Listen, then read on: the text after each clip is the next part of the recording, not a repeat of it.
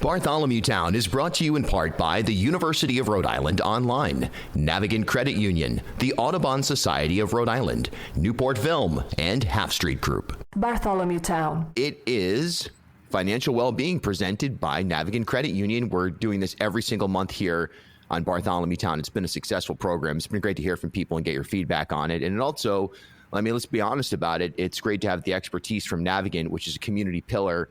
We talk about Navigant on every episode here. You know that they're a great supporter of Bartholomew Town, and they're a great supporter of our community in a lot of different ways. And inclusive of that is expertise and sharing that expertise. Today, we're talking a pretty broad topic, which is pretty essential to financial well-being, which is financial literacy. And you would think that, well, everybody knows financial literacy. In fact, a lot of people don't. There's a lot to learn, and it's one of the pillars, if I'm using that word again, of why this type of discussion is important. Amanda LaRose joins us. Amanda, I guess if you want to introduce yourself and sort of set up Navigant Credit Union's place in all of these, in this broad discussion, we'll say.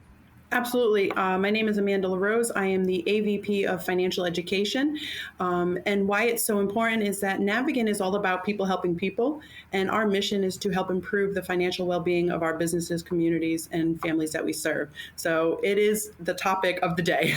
Yeah, no question about it, especially as we enter into a time of market uncertainty. And it's not just the market uncertainty that we're in. It really is also to do with just economic uncertainty, certainly in the housing sector. There's a lot we can get into. So what drew you into the financial industry, and what excites you the most about your work? What drew me into the financial industry was I wanted to make a difference. And I knew that just being in charge of somebody's finances and helping them navigate what their journey looks like was what really I find passion in. In my day-to-day, I am going out to schools and community organizations and teaching financial literacy to kids and adults that really just want a better grasp on it. So that is what I do day to day. And it's so rewarding to be able to go out and help people.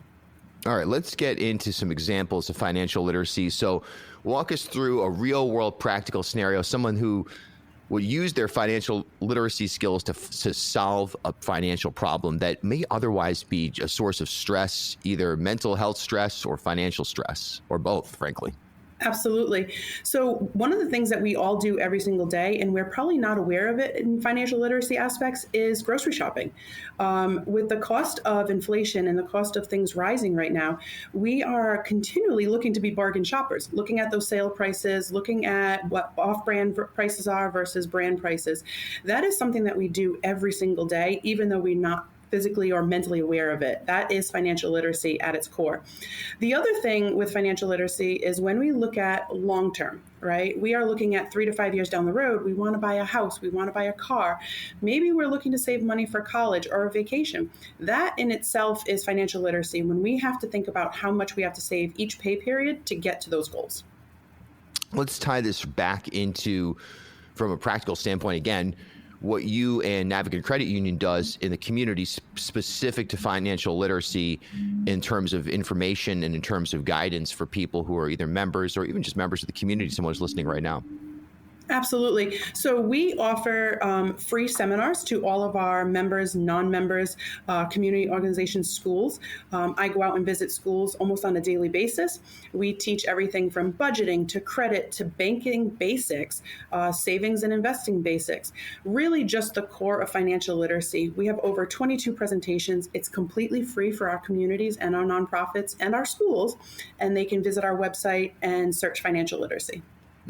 Well, that's so important because we hear so many times about, people have that kind of common discussion of, well, you go to school and you learn this, that, and the other, but one thing you don't learn is financial literacy, which is fundamental to survival in the modern world or really in any society. So you really are filling a gap there, which is impressive. And, I wonder what's the pipeline like from student to Navigant member to somebody who's really mastered financial literacy? It's hard to say. We are in currently 25 schools throughout the state right now.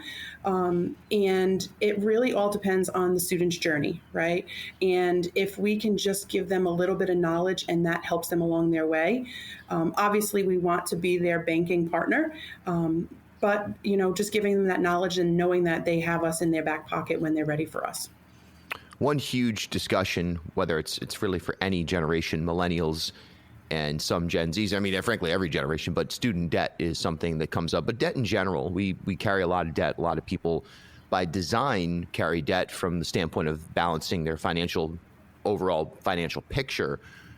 What would your advice be for, again, every situation is unique, but in general, in terms of paying off debt, how would you advise people to tackle that dubious task?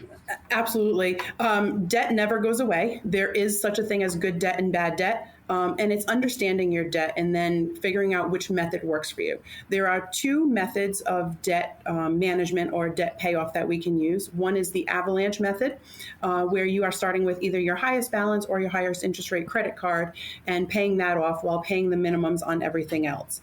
And the other one is the snowball method, where you start at the bottom, either your lowest interest rate or your lowest balance credit card, and start paying off that way. Whichever method works, you're going to find out, right? You're going to pick which one you want to do. But just stick with it. Stick with one credit card at a time. Don't try to pay off all of them at the same time. That never works. Stick with one and, just go on the way. What would you advise somebody right now who's looking at the world around them? Maybe they work full time. Maybe they have a partner who works full time. They're struggling to find housing for any number of reasons. It's a totally different discussion that plays into this, but it's something anyone who listens to this show knows we're on top of that for sure. But someone who's struggling to find housing, they're paying rent, they're trying to make a decision about what to prioritize. Should it be home ownership? Should it be ridding themselves of debt? Should it be just trying to enjoy life to the maximum in the moment because of the uncertainty? How do you gain control of your own financial picture in a way that's not going to cause, major problems down the line, in spite of the fact that the machine itself, for lack of a better term, is a little bit off, it feels right now, in terms of, let's say, people under 55 that are trying to plan? So I think the most important thing is first, just to know what your credit score is and what your credit report looks like. If there's any discrepancy, make sure you tackle those. And if you have only one or two things on your credit report and your credit score isn't moving, then we need to look at that and understand why it's not moving. The second part is really understanding your debt. I understand people sometimes don't want to know what happens with their money. They're kind of put blinders on when they're spending using a debit card or using cash. But really understanding how much debt you have out there, from your mortgage payment or your rent to even the simple subscriptions that we all buy for our streaming platforms. Understanding your debt and then creating a strategy, working on a budget or a spending plan, whichever way you want to call it, but working on that to understand what your priority is.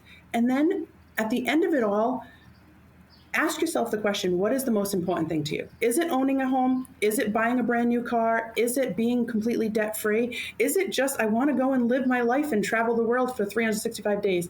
You need to make sure you have enough money to do that. Right. Seems basic, but unfortunately, it becomes something that requires expertise. Is there anything else you'd like to share about financial literacy that we didn't talk? Any major bullet points that I might have overlooked here that, you kind of hear on a daily basis in your work? I think just reminding people that we're here to help. We are human. We all experience stuff, and we have expertise, and we have people that are ready to help you find your journey, whether it's your financial freedom, whether it's your vacation freedom, whether it's buying a home. We have people to help you. There are certified credit counselors inside of Navigant that are willing to help you completely free. Just reach out, ask us. We are the experts. We will be glad to help you. Navigantcu.org is the place to start, or walk into a branch. How can people find you directly? Because now you're going to have fans that are going to be like, I need Amanda in my life. And that's okay. I love being in people's lives. If they go to our website and search financial literacy, there is a button with a guest speaker that will go directly towards me, or they can fill out one of our submission feedback surveys and ask for me directly. Amazing. A guest speaker. So if someone, let's say a teacher's listening right now, or somebody else who runs an organization, they want to have you come in, that's an option? Absolutely. We go to schools every single day, talking different topics, and nonprofits and community organizations. So we are ready to come in and help your members and help your employees.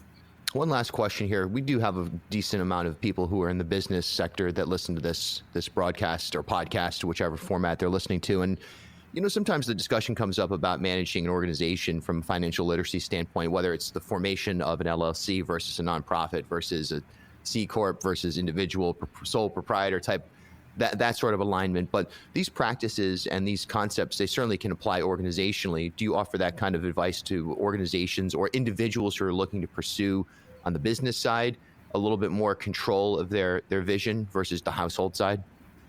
Absolutely. We also offer small business workshop seminars, which are rolling out this year. We have 4 of them coming up. So more details to come on that. It will be posted on our website and our social media post. But we do offer for people that are looking to start a small business or to just gain more knowledge about their business in general, or maybe they're really good on their business side, but to need to know how to do the accounting piece of it or the growing their business piece. That's what we're there to help with. We have experts in pretty much every field. Sorry to jump on you there. I was excited to give you pound your title on there, Amanda LaRose. Thanks so much for your time. Appreciate it. NavigantCU.org. And we'll be back next month as we will, for the duration of this year, financial well-being presented by Navigant Credit Union, a great community partner, a great partner to Bartholomew Town. Thanks for your time. Thank you. Hey, thanks for stopping by Bartholomew Town. For more content, follow me on Instagram @BillBartholomew.